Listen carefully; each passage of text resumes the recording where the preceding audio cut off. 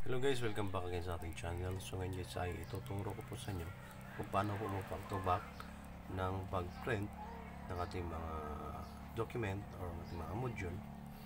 So ito guys, nakikita nyo. So may i-print po ako ngayon na module.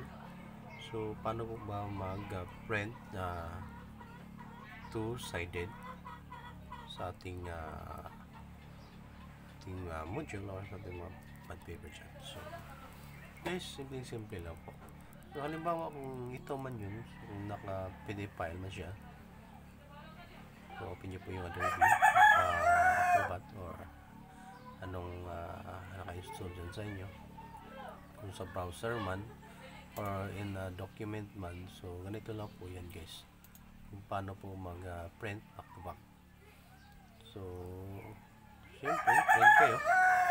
Unahin muna natin dito sa Adobe Reader.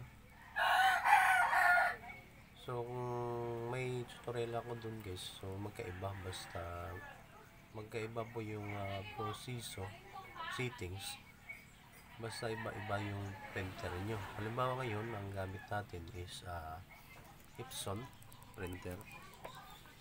So medyo luma-luma na to siya guys, na version o na model L360. So kahit na anong model yan, basta Epson, same lang siya ng processor, same lang siya ng settings. So ngayon isit na natin to back to two-sided, o sa atin pa dito is back to back. So punta tayo sa properties.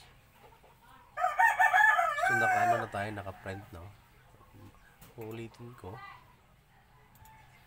So pag print natin ganyan, punta tayo sa properties para i-set up natin two-sided. So ito po yung two-sided printing.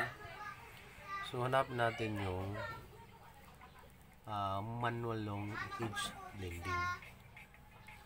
Manual long edge blending. Ito po. So dyan po yan sa properties ng Epson. So make it sure guys na naka-install kayo ng driver nito para makita nyo po ito siya guys, maka-settings kayo. Dahil pag hindi nyo po ito ma-set up to two-sided printing. So kailangan po naka-install po yung driver niya sa inyong laptop o sa inyong PC.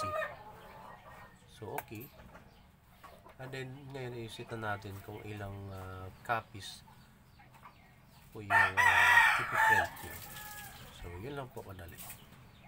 Then start na natin ito.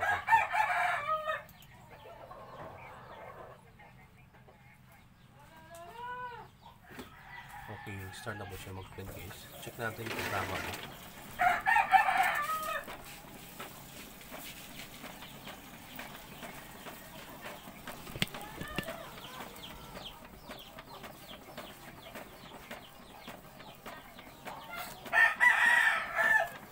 So unang page yan. Okay, so yan guys, lalabas mo yan. So ito po mas madali lang po pag Epson po yung printer nyo kaysa sa brother nyo. Pero pag master mo kasi naman po. So yan guys, nagpa-top up po siya. Ibig sabihin is kailangan nyo na po baliktad rin po.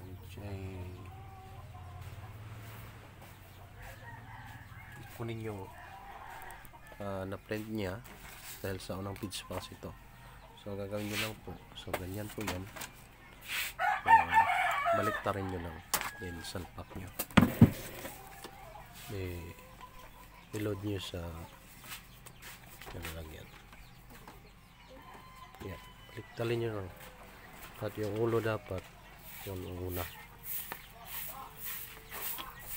Okay, so yan, start na natin. Nasa na yun, then resume.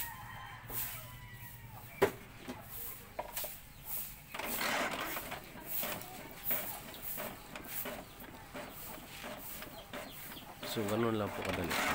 Okay, tapos na unang page, tama.